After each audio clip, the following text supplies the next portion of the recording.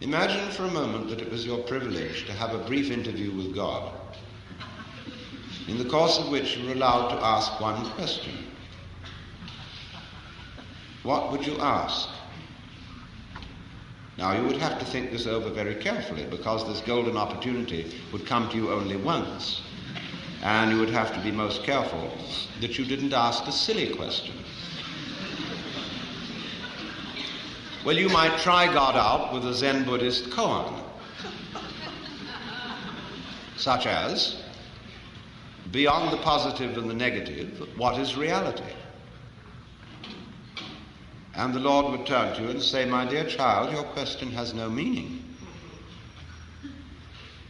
And you wouldn't have the opportunity to think up a meaningful one and come back. So perhaps you should have asked, what question should I ask? And the Lord would say to you, why do you want a question? See, it seems you do want one, don't you? Because you feel that something is wrong if you don't have a problem. Well, you've got one. That is, the insoluble problem of trying to win without losing. Now, as long as you can keep that problem, you'll be busy. Only, however, until you see that it can't be solved. But there are all sorts of ways of presenting that problem in such a way that you cannot see that it's meaningless.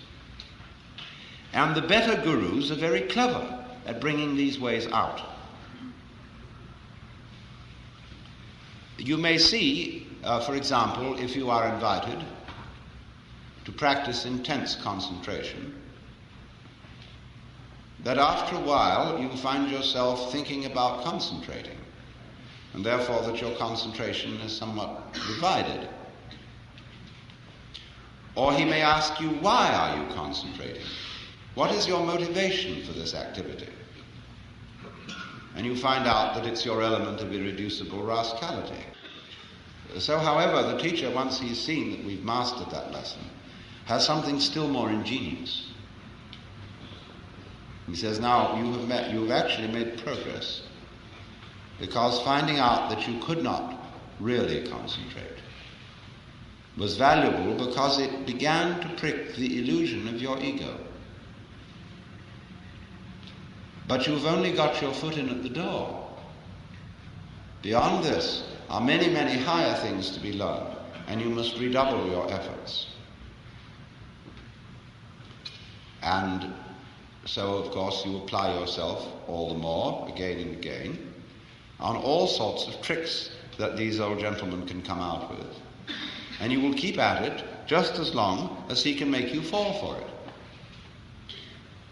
But in the end, you see that it was all tricks. As the great Zen master Rinzai said, well, after all, there was nothing much in Obaku's Buddhism. And he went on to explain to his students that the art of Zen, or teaching Zen, is like deceiving a child with an empty fist. You know how you can intrigue a child by pretending you've got something very precious in your fist. And you can play a game for an hour, provoking the child to ever greater enthusiasm to find out what you've got. And in the end, the revelation is that there was nothing there. So many people say, in the course of their Zen training, I realized there was nothing to realize. It was all there from the beginning. Because you see, standing opposite to the realization that you can't do anything about it, and equivalently that you can't do nothing about it, comes, of course, the awakening that the reason for that is there is no you separate from you. In other words, when you try to control your thoughts or control your feelings, there is no difference between the thoughts and the controller. Because what you call the thinker is simply your thought of yourself. The thinker is a thought among thoughts, and the feeler is a feeling among feelings. And trying to control thoughts with thoughts is like trying to bite your own teeth. So you found that out. Well, then the other side of the picture is, of course, that if you do find that out, you discover that the project of controlling yourself was unnecessary because you were yourself a Buddha from the very beginning. That's what the Upanishads mean when they say quite simply, Tattvamasi. You're it. You, as you are. Now, how can you conceive that? Supposing you let your imagination go and really think through what you would like to happen. Imagine the most gorgeous state of bliss that you can conceive, where there are no worries, no anxiety, no haunting future with unpleasant consequences. You're in control of the whole works, and you're sitting on your lotus, perfectly content. And I ask you seriously, is that really what you want? Are you quite sure that's what you want? Imagine now, let's get this situation straight. You've got everything you want. You're in the highest possible spiritual state that you can conceive. And yet, I haven't really surrendered myself, because I know it all. Something I don't know. So please, the surprise. You know what would happen? You would find yourself sitting here in this building tonight, feeling exactly the way you feel.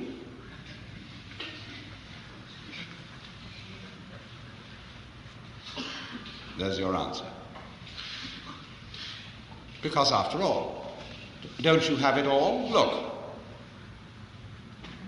you have the feeling of yourself.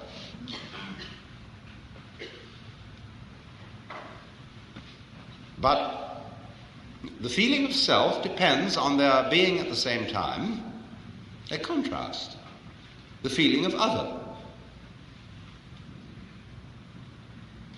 The self has a certain sensation of being in control of life to some extent through voluntary action.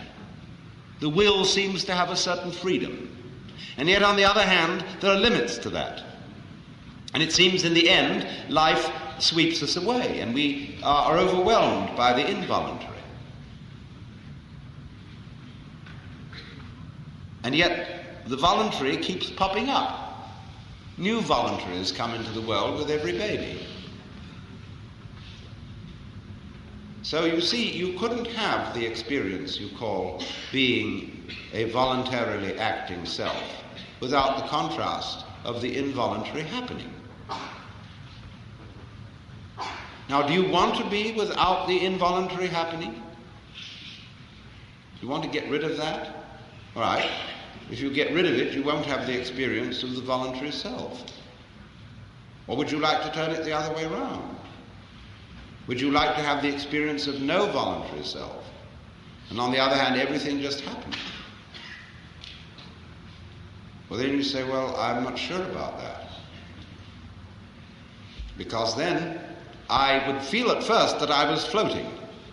See, that I had no further responsibilities, that I was just walking on air. And we do get that feeling sometimes. If you take the ideas of determinism and fatalism to their final conclusion, you do have that sense of freedom from all responsibility, freedom from worry and care. And you float along for a while, but it wears off.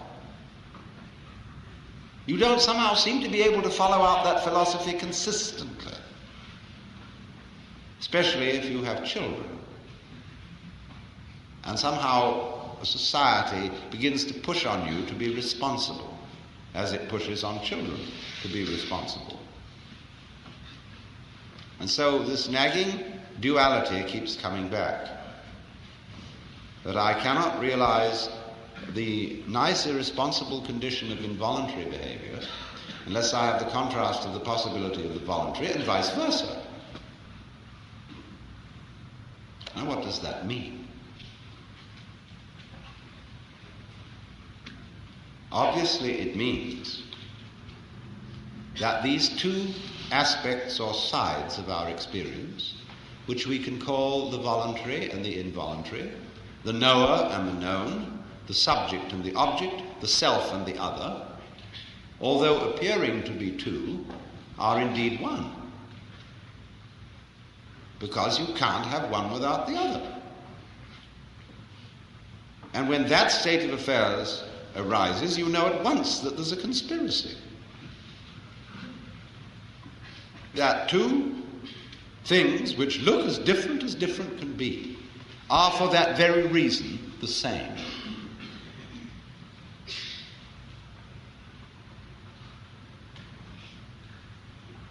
Now, you can detect even under those actions of yours which you call voluntary, the voluntary movement of the muscles or of the mind, that there are processes which are not voluntary. You do not will your blood to circulate. You do not control by intention the synapses in your nervous system, and yet you would be incapable of any voluntary action unless those involuntary processes were going on. So you see these two things go together. And you begin to realize something which is rather difficult to describe, that what you call your experience is a do happening. We don't have good words for this. We have some words which have this sort of sense, like the word cleave, which means to stick together or to hold together, and also to split. And the word sacer in Latin means holy and accursed. And so I would like to propose we all should find some word for a do happening, because it's all a do happening. That's what Buddhists mean when they talk about karma. The word karma means action. And when something happens to you, be it good or bad, they say it is your karma. That means, quite simply, it is your doing. But you say, I didn't mean to do that. No. One school of thought will explain it by saying, but you see, you did something in a former life or at a former time, which now has this consequence. But that's a very superficial understanding of karma. You don't need to believe in reincarnation to understand karma. Karma is simply that you don't let your left hand know what your right hand is doing. That with one aspect you are doing what you call the environment, and with the other aspect you are doing what you call the organism, the me, this living body. But as you cannot conceive possibly the existence of a living body with no environment, that is the clue that the two are basically one. Like the two poles of a magnet, north is quite different from south, and yet it's all one magnet. So in precisely the same way, you are both what you do and what happens to you. So that you have a little game in which you play that what happens to you, that you're not responsible for. That's not you, see? You're only responsible for this side of it. And then you can compete with the other side. What it's like is this. Get 2 knitting pins, one in each hand, and have a fencing match with yourself. and really sincerely try to stick the other hand. But that other hand must really sincerely be trying to stick the first one and also to defend itself. It's like playing chess with yourself. See? Now, it won't work. You'll come to a sort of standstill unless you decide for your right hand that that's the one that's really going to win. Well, then you've broken the rule of the game, you see? Well, that's what we do. That's what is called by both the Hindus and the Buddhists avidya, ignorance, which really better means ignorance. So what it comes down to, you see, is basically this. Just in the same way that the authority of the Guru is your authority. You did it. So the place where you are in life is where you've put yourself.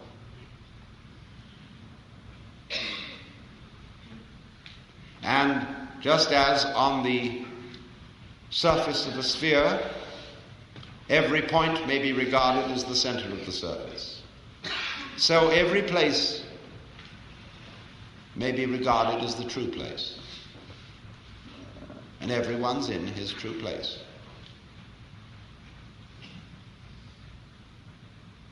Everybody, in other words, put it in what language you will, is a manifestation of the divine. Playing this game, that game, and the other game. And your not knowing it, if you don't know it, is part of the game. Makes it all the more fun. Get lost, you say to yourself, and lost you get. Like children love to play hide and seek, to get lost. Like we all like to go to a play, see a horror movie, and have the cold shivers because we think the awfuls are going to happen. Something is going to be seen on the screen which we can't stand to see. Ooh, won't that be a thrill if it happens? We all expose ourselves to that, just as children and young people are always exposing themselves to dreadful things. And the parents get they get the heebie-jeebies. They think if it isn't getting drunk or driving hot rods, they take drugs. And that may ruin their sanity for life. How horrible can it be? And if they don't take drugs, they'll do something else. Always to see how close to the point of danger you can get. And most people who go in for racing cars usually end up in a crash. And they know it. But the life is all the sweeter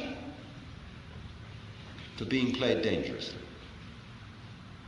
So I would say to those among you who are the most deadheads, in the sense of unspiritual and square, if there are any here, are real stuffy people, congratulations.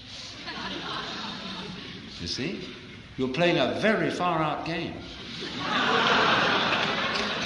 See, you're so lost you don't even know where you started. That's taking a gorgeous risk. Why? Because of you, we might even blow up the planet. How close are we going to get to that one?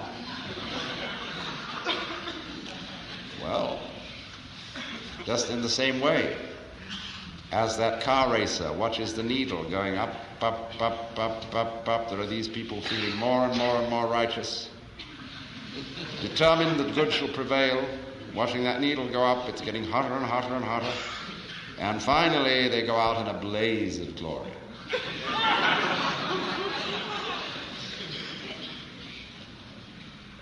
And then when the dust settles, they say, "Whew, that was a close squeak." I mean, that was quite a dream we've woken up from. See, where will we go next? See, that's the point, it's simple. That's why I would say that my function is liberative. I want you to see that it's you. It's not me. It's not Swami so-and-so. It's not Buddha so-and-so. It's not Saint so-and-so. It's you. You do it. As Sir Edwin Arnold put the words into the mouth of the Buddha, you suffer from yourselves. None else compels. None other holds you that you live and die and whir upon the wheel and hug and kiss its spokes of agony, its tire of tears, its nave of nothingness.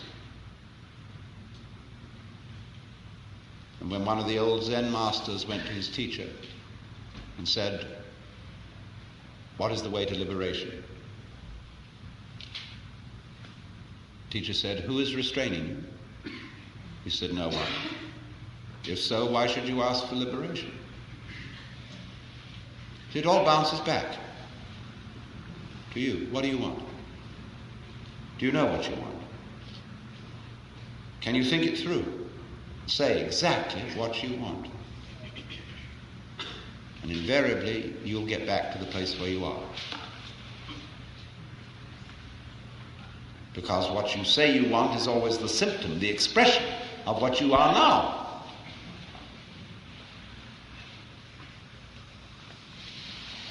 If then that is the case, that it's all there because you're doing it, why meditate? Why do anything of a so-called spiritual nature? People don't understand really what meditation is. They take it up like they take up psychotherapy or a course in weight reduction in order to be better. But if you do that, you are not practicing what is called jhana or yoga or Zen. That's not it at all. Meditation is the one human activity which has no purpose. Buddhas, who are supposed to have attained everything, are invariably shown in some sort of meditation posture. Why should they meditate anymore?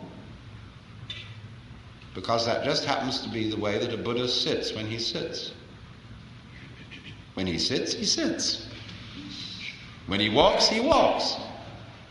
He's not going anywhere. He's just going for a walk.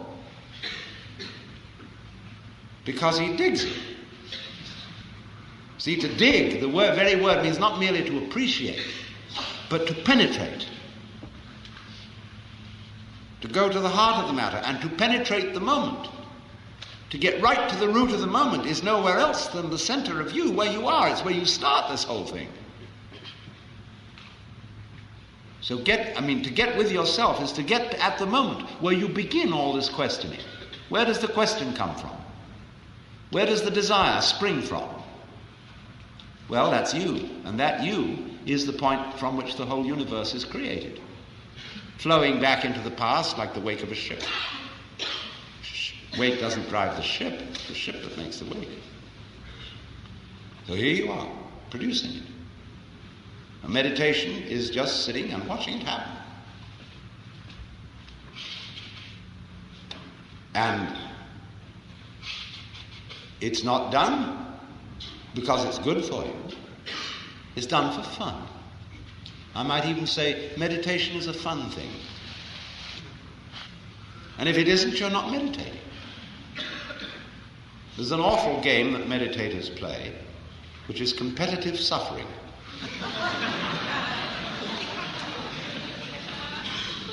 They go to some place where they sit for hours on end until their legs ache and practically fall off. And then come back and brag about they sat through all those hours of leg aching. Now, it's very difficult to put down people who are suffering. Because, after all, one has a natural sympathy for pain. But I sometimes want to say, for goodness sake, don't throw your suffering at me in that way and in that spirit. Don't brag about it. Don't one-up me by saying, well, I've suffered more than you have. People do things like that. They say, well, I'm more aware of my shortcomings than you are. I'm more tolerant than you are. I recognize more than you do what a rascal I am. There are every kind of way of one-upping somebody else in order to play the game in which I always win. So once we get into that kind of thing with the meditation scene, we get into hierarchies and ranks and degrees, and who has attained number 7, who has attained number 9, and the expert guru will always put a stage higher than anybody's thought of, so as to see how far your ambition will run. And so this goes on endlessly, until you suddenly wake up and begin real meditation by realizing that you were there. That you do really meditate all the time by virtue of existing all the time. Only you miss that eternal now by always looking for something next minute, expecting a result.